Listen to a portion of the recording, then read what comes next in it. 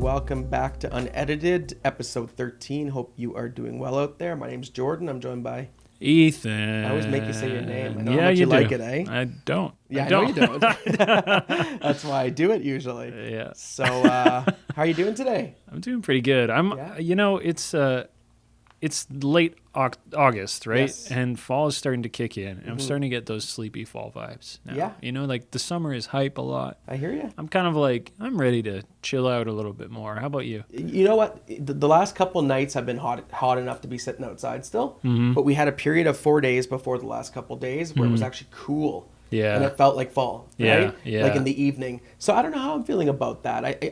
I used to not like summer, but now I do because it's we only get it. I realize how short it is. Yeah. So, but I do love fall. Yeah. So fall's good. Yeah. But I do feel like holy smoke, summer is just about over. So. Yeah, it's interesting, eh? Yeah. I was talking to my brother this morning about it because he lives in Hamilton, and their fall is completely different. And he was like, "Man, it's cold out here. It's like only 17 degrees right now." And this is like in the morning, you know? Yeah. And I was like, I don't know. It's been like low teens overnight, and like that's normal. Yeah. But he was saying like, you know, if it gets to minus 15 in the middle of the winter down there, people are losing their minds, you I know, can like, imagine. which is interesting. Hey, That's like, interesting, yeah, because we know we have a couple weeks of 45 coming up here this winter. yeah, so. exactly. Yeah. They're saying we're supposed to get the opposite. Last winter was such a, if you don't like winter, it was a blessing for you because snow didn't fall till about January 5th or so. Yep. I think it was. And then we get the polar vortex where it's like minus 50. For a week or two, yeah. It's crazy. Yeah, we can never avoid that. Yeah. It's coming. So they're saying it's going to be all winter? Yeah, they're saying it's going to be a lot of snow and cooler. Because last year, what caused that was El Nino, and this year's the opposite system that's coming our way. Interesting. So, yeah. So it should be interesting. Should be good. So anyhow, Should be good. Did you just say it should be good? I think After so. Just You know what? I'll tell you this. I did not like the brown Christmas. No, that was tough on me. I'm not a fan. So No. and it was more annoying that the snow came a week after. Yeah, right. Like just come insult now. to injury. Exactly. Yeah. Yeah. You're like you now know, we have it when it's inconvenient. My hope, and I'll declare this now, is November 11th. We got that much snow on the ground. Foot of snow. At least a foot. Yeah. Wow. Yeah. The best would be is if it happens November 10th in the evening. Okay. This happened a few years ago. Yeah. And I was sitting at home, me and Nick, and it's the first time I ever hot tubbed in the snow.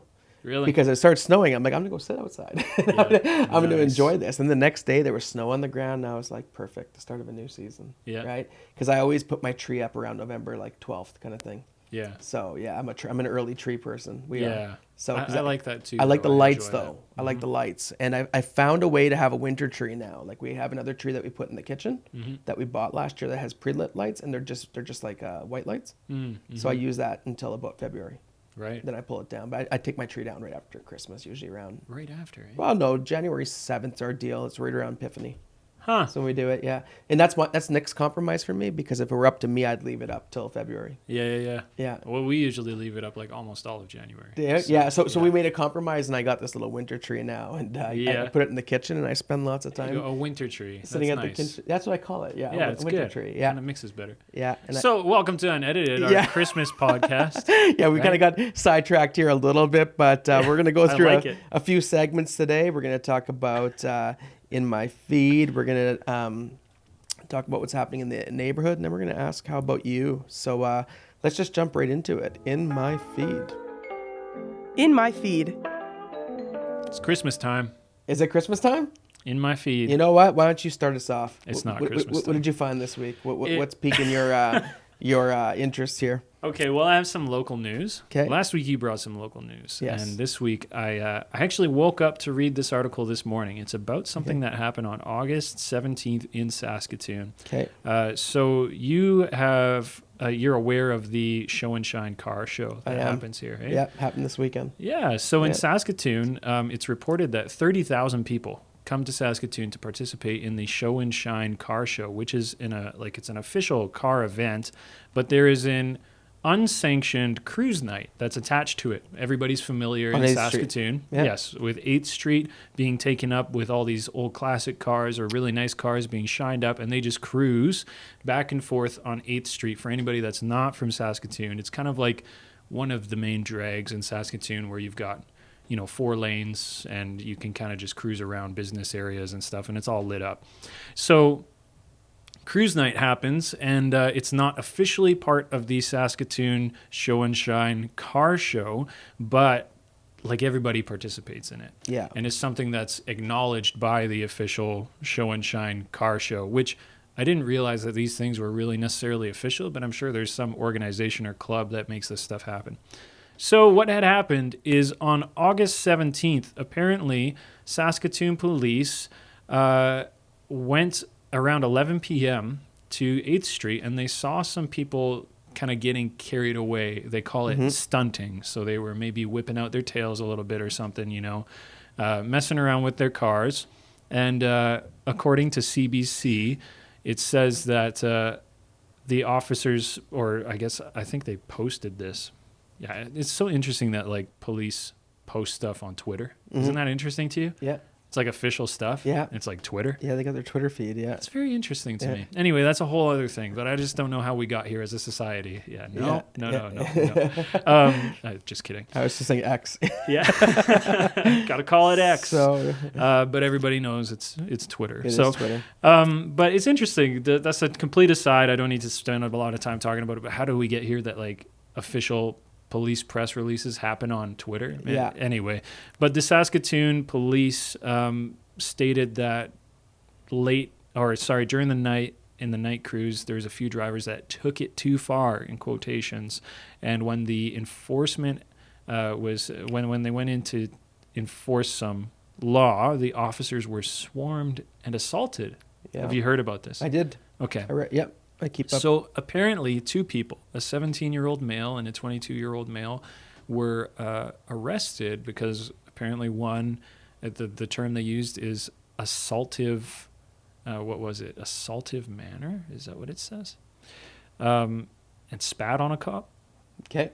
And then somebody else got involved and they arrested 2 people. And it's been in the news locally and people are talking about use of force from the police, obviously something that people have been paying much closer attention to in recent years. Yeah. And it's just interesting because even the car show people, the Show and Shine people say, we're always really sorry to hear that they've had a bad experience with it because we want them to keep working with us, speaking about law enforcement, and we don't want anything else to be shut down as a result of one group of people that ruin it for everybody.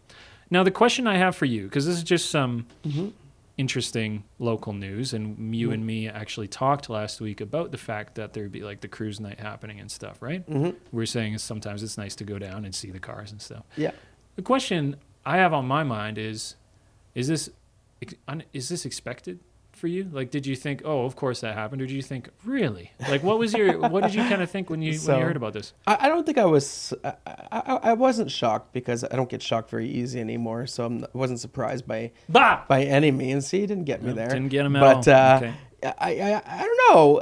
Maybe a little bit I am that it went to that extent. That apparently there was assaults, and apparently there was even some of the witnesses were saying there was overuse of police force, and you have this kind of back and forth going on right now. I think there's even actually a video that's out there now that's kind of showing the incident. So I never watched the video, so I can't comment on it. But I don't know if I'm shocked by it. Like I in one sense I am, because the Show and Shine show seems like a very like chill, peaceful, let's celebrate vehicles, right? And in the other hand, oftentimes these big events, sometimes have room for incidences. So I don't know. It's interesting. I can't say I'm shocked. Were you shocked by it? I was a little bit shocked. Yeah. Because my recollection of this cruise night is like, honestly, a lot of older people. Yeah. In their car. When I say older, I mean like not young adults is what I mean. Yeah. So like firmly set in the adult category, people driving around old classics. Yeah. People just cruising, not even fast. Maybe somebody will rip off every now and again, but usually, maybe it's somebody in a newer car as opposed to an old classic or something or whatever. This is my anecdotal experience with it, right? Like I used to live off of 8th Street, and so we would see this every fall. Yeah. And you used to live off same 8th Street too, because yeah. we lived in the same dorms.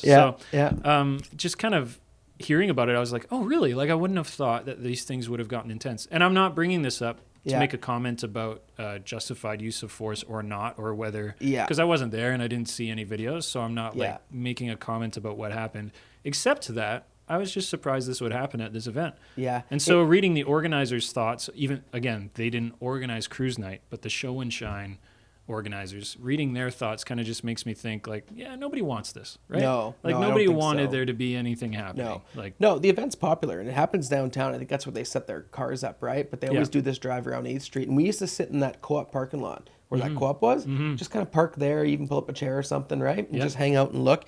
And you're right, for the most part, there were lots of antiques, lots of really good vehicles going by. So I guess in that sense, I guess it is a little surprising that, Mm-hmm. Yeah. that an incident happened because it does seem like a pretty chill, fun, family-friendly kind of event, right? Yeah. So it's too bad. I actually drove behind this really cool old classic. I think it was like an international truck on the way home on the weekend. Yeah. And I was like, I don't even want to pass this truck. I just want to stay behind it and look Yeah, at it. yeah. Like just big, curvy, painted red and shiny, like really nice wheels. Like, those old school, like trucks with the big hubs that Yeah. like they just do it up. Anyway, I really like seeing it. So unfortunate to see that there was an altercation, but Yeah, I saw a similar vehicle on the way home the other day too, yeah. and it was a blue one, beautiful car. I just looked and was kind of like in awe, like that this Yeah. thing still runs and Yeah. looks so good on the road, right? Yeah. So 2-seater.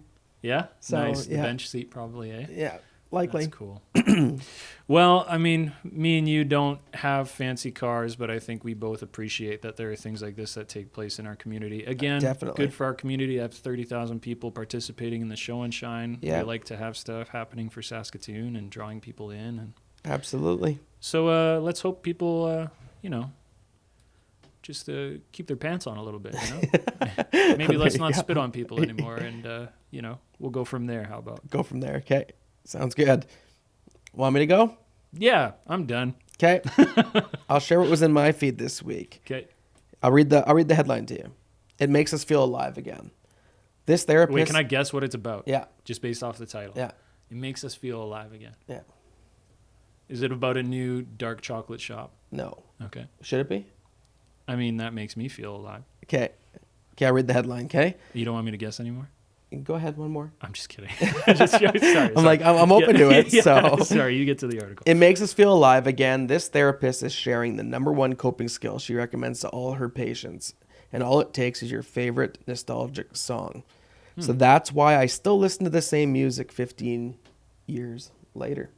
Is that a quote or is that you saying That's that? the whole thing. That's the Oh, whole that's the headline. whole title? It's crazy. Yeah, it was on BuzzFeed. So Okay, that's why the title's so long. but the idea behind the article was that we are naturally drawn towards the music that we listen to from our youth.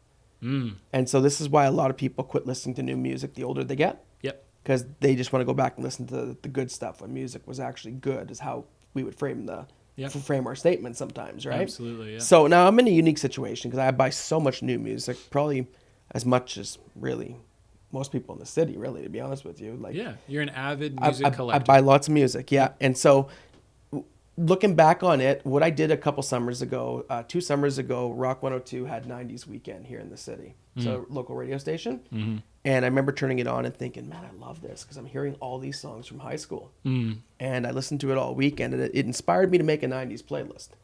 So I go for walks now quite often and I take this 90s playlist with me. And it's the perfect thing for me to listen to when I'm walking. It improves my mood every single time. I feel good hearing this music. It takes me back to high school, memories. Like I go down memory lane when I'm on this little walk. So I can understand why this article makes this argument that for some reason you get like a shot of dopamine when you hear something from the past that takes you back to a good time. Yeah. Now, if you keep reading the article, it says the opposite too, actually. If maybe some music reminds you of a tough time in life, it could actually have the opposite effect. It could actually be a song you don't want to hear. Yes. Because it can take you to a place that maybe doesn't exactly make you happy. And you've experienced that. I have. Yeah. Definitely have. Yeah, there's certain music. And I've gone through tough times where I've quit listening to my favorite band in that moment because I was conscious that this could happen. You didn't want a connection. Yes. Yeah. Yeah. So you put Petty down for a little bit. I did. I quit listening. One of my favorite bands, Beach House, put out an album when I was going through a kind of a tough spot. And I was just like, you know what? I'm just going to leave this for now. Yeah. I'll get back to you in the spring. I'll get Yeah. back to you in the summer kind of thing, right? Interesting. So yeah. because yeah. I recognize that with music we make connections. What do you think of that though? Do you think there's something to that? Like do you find yourself listening to the music of your youth and having like a nostalgia for it? Yeah. Yeah, I think there's even like if you were to just reduce this further down, like recollection and connection. Yeah. Like nostalgia is a really big, strong thing for us, right? I think that makes a lot of sense, especially considering like, I know the feeling of having music that even genres that kind of pull me back to a more emotionally volatile time in my life, and for good or bad, returning can bring a lot of that back. Yeah. And so sometimes as you get older, you want to experience some of the emotional volatility that you had as a teenager. Like, so I'm 30 and thinking about when I was 16 kind of makes me feel alive again, like the title, you know what I mean? Yeah, exactly. So listening to musical genres that were like big influences on me when I was a teenager make me feel good or exhilarated or at peace, or even more like they make me think deeper, or they make me, you know, connect to moments more strongly, even if it's new music with a genre that pulls from like stuff I used to listen to. Yeah. No, and that's fair. That's fair. I completely can relate with that. Even from college years. So the years between 19 and 23. Yeah. I listened to this label, Tooth and Nail Records. Yeah. You familiar? Yeah. At the same time, I was listening to them too. Yeah. So last week I put on a band called The Classic Crime. I don't know if you remember them at all, but I put on their first album, Albatross, and I remember like just bad album. but I got lost in it though. Because I thought it was good, right? I get you. And hearing some of those songs, I was like, wow, this is like this kind of like soundtracks that whole time for me, right? Yeah. Or I put Dead Poetic on, and I remember thinking, man, did I love this album? Yeah. New Medicines, by the way. I literally listened to the sorry, what was the name of the band you mentioned the previous time?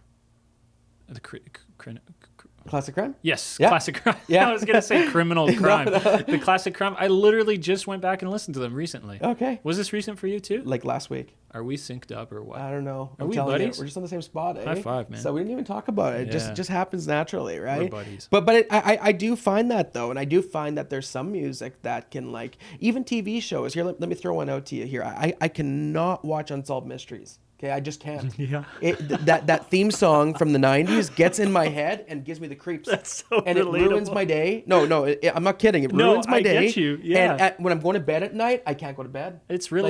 I it freaks understand. me out because it gave me such anxiety hearing that. Yeah. Join us again for another edition. Hey, of don't say that. It's Unsolved." gonna freak you out, You know what I man. mean? Like, Yeah. I just hear that, and like some of these stories, the way they tell them on that show are psychologically too much for me, right? Yeah. And yeah. as But a kid who was wasn't like, normal at all. exactly. And as a 10-year-old watching this stuff, you think, well, this is what happens where I live, and this is what you start to think like things like that, right? And the show absolutely creeped me out. So for Record Store Day a couple of years ago, they actually released the Unsolved Mysteries original soundtrack on vinyl. Yes. And it was a huge seller. And, But you didn't get it. No, goodness, no, did I get it, right? If I put that thing on, I'd ruin sleep for the week kind of thing, die, right? eh? But it messed with me, though. That's one of Yeah. those ones where, I used to watch that show probably to spook myself out. That's probably why I watched it, to be honest with you. Yeah. But I look back at it, and I don't have a happy memory with it, right? Yeah. So don't blast it if you're ever around me, okay? Just keep it for your own music listening Just time. pull it up on whatever. Yeah, and play but you it put around. Tooth and Nail on, or you put some 90s grunge on, and all of a sudden I'm all ears, right? Yeah. You And, know what, though? Sorry, did I cut you off? No. No? No, you didn't. Okay.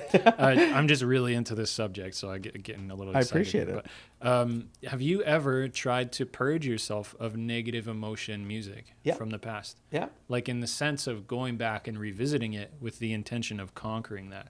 Okay. Have you ever done Interesting. that? I don't know if maybe, but are you suggesting I spend a whole week just blasting the Unsolved Mysteries theme song and sing what I can do in life with that? Maybe not that far, but I've definitely, like, I've had melancholy albums where, like, for Melancholy whatever- and the Infinite Sadness? Sorry.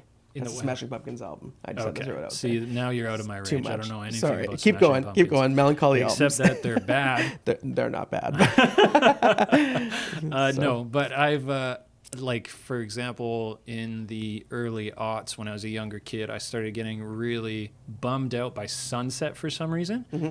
It was like a coming of age thing where you start to experience new emotions and stuff. So every time the sunset, I got really melancholic. Like I was really just Interesting. like, man, end of another day. I don't Yeah. want to go to bed. Whatever. Like kid emotions, but like turning into teenager emotions. Sort I of was thing. there as a teenager. I didn't Yeah? like the dark. Yeah. But go on. Yeah. Interesting, hey? Yeah. And so this is like, it was an interesting time for me. Me and my brother had the same thing, so we bonded about it later and stuff. But there's certain albums that my dad liked to listen to at that time in a span of a couple years where I was sort of beginning to process deeper emotions that included things like melancholy.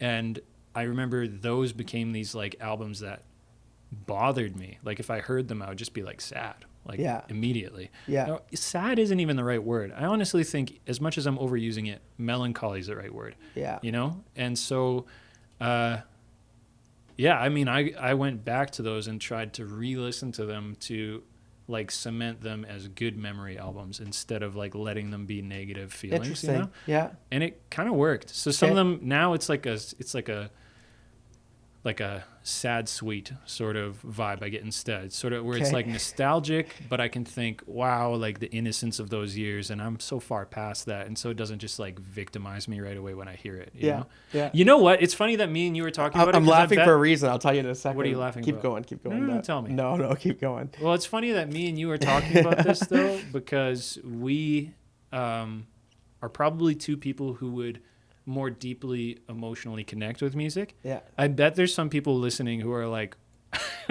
how is this such a big deal to you? You know, people being like, it sounds like you're really like emotionally volatile, you know? Yeah. But that's who me and you are, is like we connect with music on an emotional level, right? 100%. It soundtracks things for me, right? Yeah. And I remember when I was 18, there was a girl I liked, and we were, and at the time she liked me. But I was like, for some reason in my head, I just had this like not pursuing this kind of idea, right? And anyways, when I just decided to pursue it, she'd kind of moved on already. Yeah. And there's a song out there that I played a lot during that time, right? Yeah. And it's on my 90s playlist now. Is it? And so maybe I did go back and make peace with some of this. Yeah. And now when I hear it, I always kind of chuckle. And I always yeah. go, yeah, she made the right choice, right? Yeah. Because I wasn't being cool at all, right? Yeah. But yeah. It's I have one of those tunes that sticks with me now. So whenever I hear it, now it's at the point where I can get a chuckle. But back then it was like maybe a song I sort of was break like, your heart open. I was sort of like wallowing in, who knows, right? Yeah. So I remember having different like romantic interests connected to albums as well, and listening to them now is less about like a person and more about those fledgling feelings of like intimacy and wanting love and stuff, right? Yeah. So like now I listen to them as a married man, and it's more like, oh, young Ethan. You know what I mean? Like those feelings were really important for you to explore and experience so you could be in the happy place you are now. You know, it's kind of interesting, eh? Absolutely. It doesn't have to stay bittersweet all the time, right? Yeah. Producer Ashley here sent me a note here. Musical ethos. Did I say it right? It's a thing that she studied in school. Ethos refers to a character or an emotional quality that is attributed to music and its ability to produce a deep and impactful emotional moral effect on its listener. So that's for sure a thing, right? Like music has that ability to do that. And some music I listen to, it's more about the rhythm and the beats and the music. And then there's other like lyricists where it's like it's about the lyrics. Yep. Like I don't know a single person who's listened to Bob Dylan because they like the music. Right. Like it's all about what he says. He's a poet, right? I know some people who like the music. The lyrics, and some of it's good. Like the Hurricane, I could let that slide, I guess, Yeah. right? And there's a few songs. Got to serve somebody, I guess. When he became a Christian and went through his Christian phase, I guess he definitely had some like more soul kind of R&B beats going on that Slow Train Coming album. But I find that and there's other bands where it's like I strictly listen to you because of the music.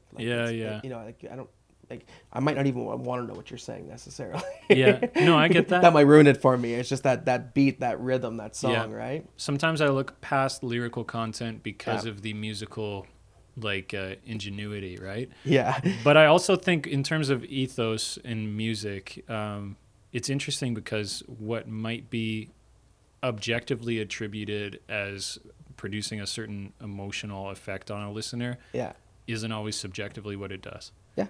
Like, for example, we've talked about this before, but I love metal music. Yeah. And it doesn't make me angry. Okay. It doesn't make me sad. It doesn't make me angsty. Maybe there are some tracks that more attribute to that, but it makes me happy. Yeah. Or it makes me feel, It affects you different. it makes me aspire to things, it makes me like want to, search out different things. So Yeah. it is interesting, to think about how every person will be impacted by music differently. And It's true. The ethos is different for every person sometimes, is what producer Ashley's There telling you us. go. And I agree with that. And I could Exactly. see that. It's funny, though, because some songs, like even in that 90s playlist, and this is the last thing I'm going to say on this, I've just started to understand the lyrics now. yeah. It's like I listened to this my whole high school and never once thought about what this was about, right? Yeah. So Everlast has a song called What It's Like.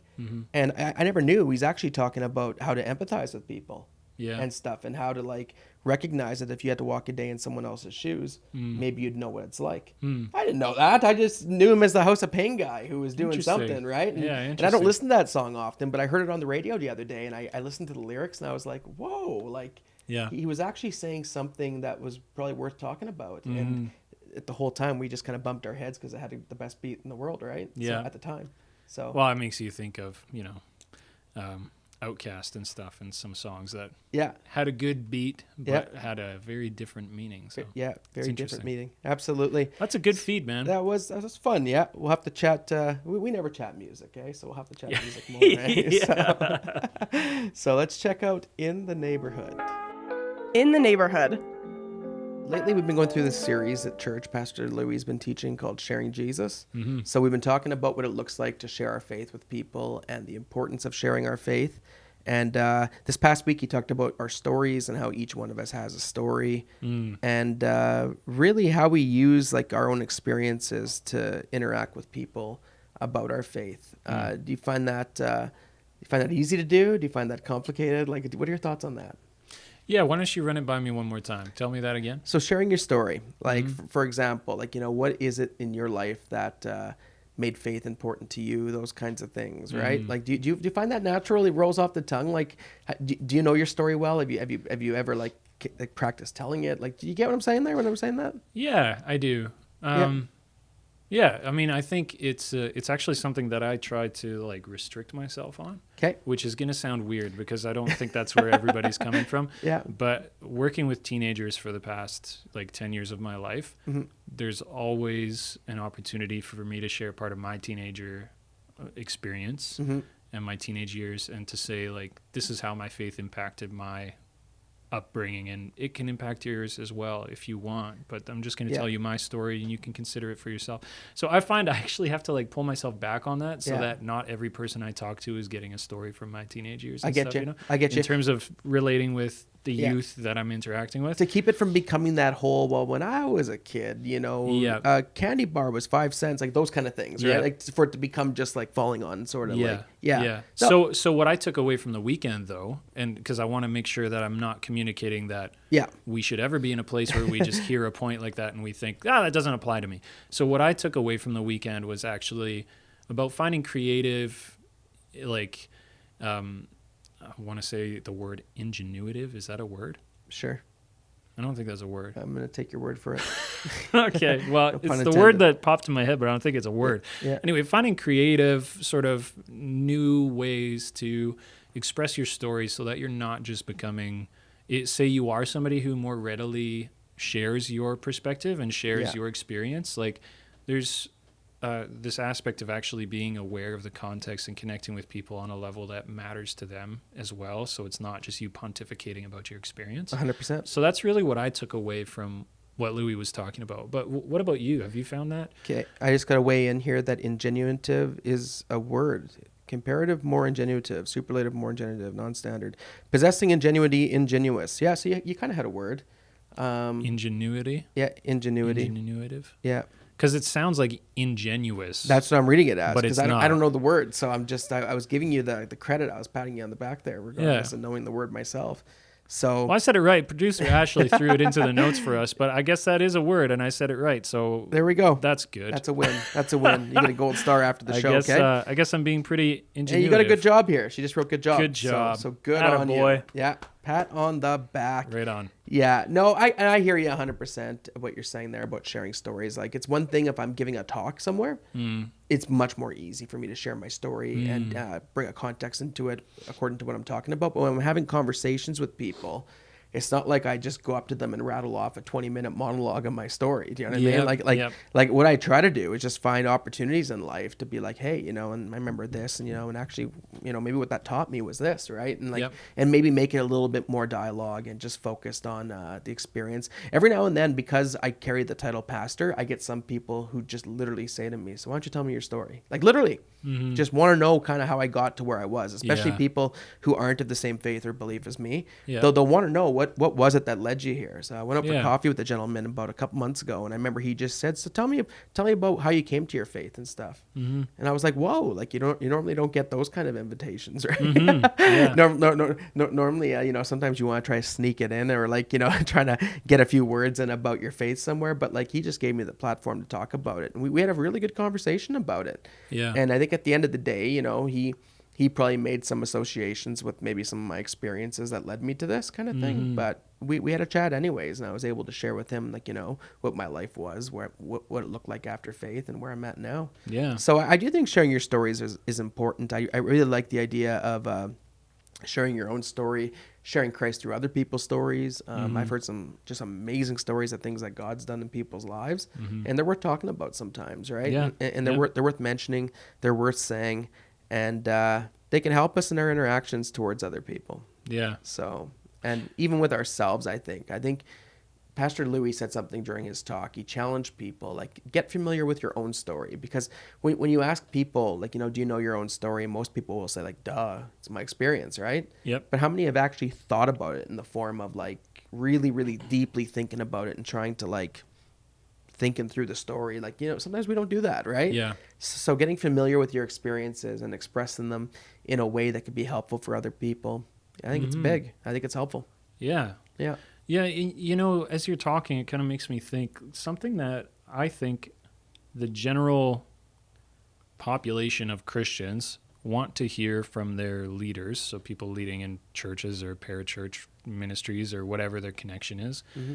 I think what they want to hear is like stuff that's practical beyond from the perspective of somebody who like does ministry as a vocational thing. Yeah, exactly. And this is really practical that way. I think even as we talk about it now, some people might be thinking, well, of course you'd say that because you're a pastor. Or like, of course you would say it's great to share because you like to share. That's what you do, That's what you do, yeah. And it's true that in a ministry context where you have like either a vocationally appointed ministry or like you've been given a position of leadership in a church body setting or whatever it is important for us to break it down and to be like, hey, this is how we all do it, not just how I do it, so you should do it this way. Exactly. Because I don't expect people to have the same situations and opportunities that you and I have. No, and people, exactly, their spheres of influence are going to be completely different. Yep. And the conversations are going to look different. So there's no one size fits all to this thing. Yeah, right? like a coworker's not going to ask what you got asked. Exactly. Necessarily. Yeah, somebody might.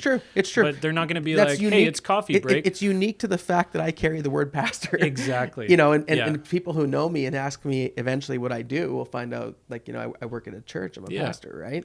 You were found out for that. Oops, sorry. Yeah. You were pointed out because of that. Well, that's exactly and so it. then they look for that, right? I was talking with someone about this yesterday, and I know one pastor, I won't say the person's name, but they often Louis. introduce, it's not Louis, but they often introduce themselves, not as a pastor, but they say they work in I forget what the exact wording, I don't think it was human resources, but it was I work with people, and I work with, he would often give that response and then eventually get to the pastor thing. Yeah. Because he didn't want to end the conversation immediately, because sometimes yeah. just throwing that out there could sort of like, oh, well, that conversation's done, I better not step on toes, right? So I understand the temptation to do that, and I think, whatever context you're in, you're going to do what you do. But for me, I found fairly positive results, and when people found out I was a pastor, and in some cases they were kind of surprised by it, like not surprised, but just like, oh wow, right?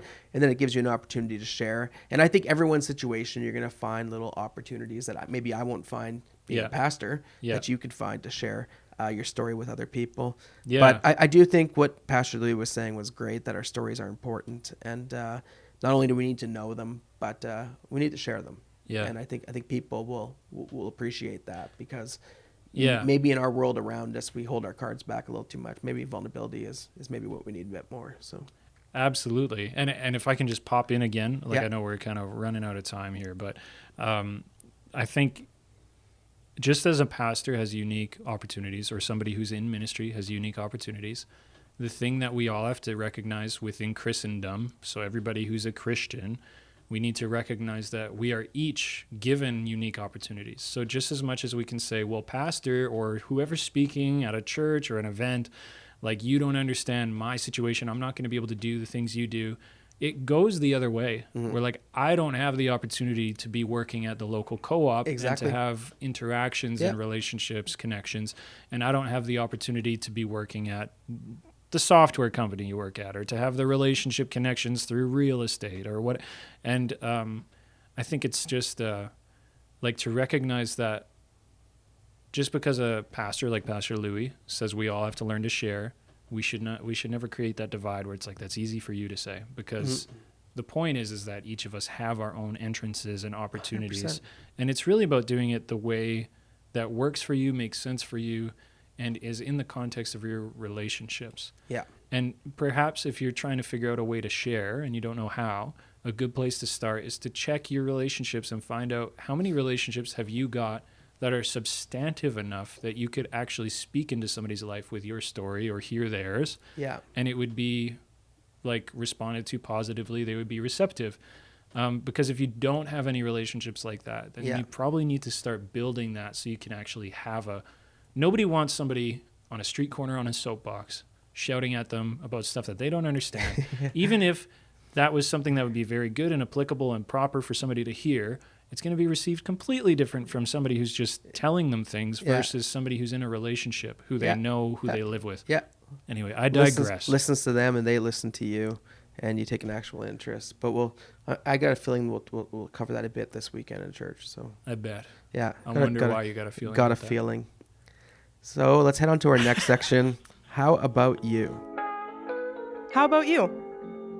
All right, so how about you? We talked about a few things today, so we're going to recap that really quickly. But there was a comment left last week. This is great. Financial advice from Pastor Jordan. They use the word pastor. Interesting. That's me.